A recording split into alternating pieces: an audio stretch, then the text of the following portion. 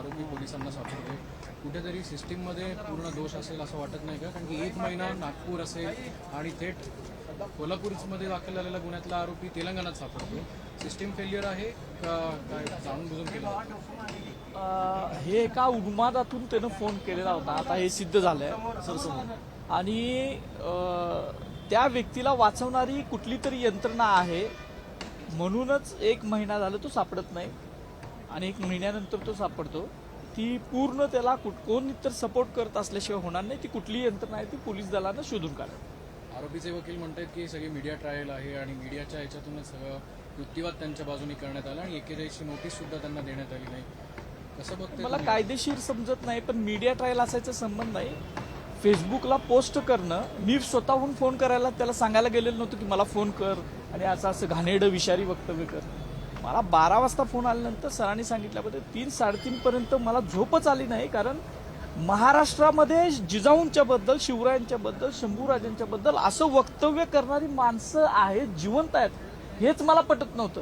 आणि म्हणून मी ते समाजासमोर, ही जी काही घाण आहे ही लपवून ठेवली तर जास्त दुर्गंधी येणार, म्हणून मी समाजासमोर आणले. आणि माझा तो अधिकार आहे. मी माझ्या फेसबुकवर मी काही जे लोकांना हार्म होणार नाही, समाजाच्या भावना दुखवणार नाहीत, या सगळ्या गोष्टी मी लिहू शकतो, मांडू शकतो आणि बोलू शकतो. एका बाजूला तुम्ही म्हणताय सर, तुम्ही पहिल्या दिवसापासून हा गुन्हा दाखल झाला, त्याच्यानंतर सत्ताधारी असतील, विरोधक असतील, यांच्याकडनं या संपूर्ण प्रकरणाचं भांडवल केलं गेलं असं वाटत नाही? मला भांडवल उलट झालेलं नाही आहे. महाराष्ट्राच्या आराध्य दैवतांच्या बद्दल असलं घाणेरडं बोलल्यानंतर काय व्हायला पाहिजे होतं, पण तेवढं झालेलं नाही आहे. उलट सगळ्यांनी संयमानं घेतलंय. माझी सुद्धा ती भावना आहे की या अशा गोष्टींमुळं एक उद्रेक होऊ नये, सगळ्यांनी संयमानं घेतलं पाहिजे, माझी भावना आहे. आणि मला वाटत नाही की त्याच्यात कुणी राजकारण केलं आणि कुणी फायदा घेतला असं काही दिसत नाही कुठे.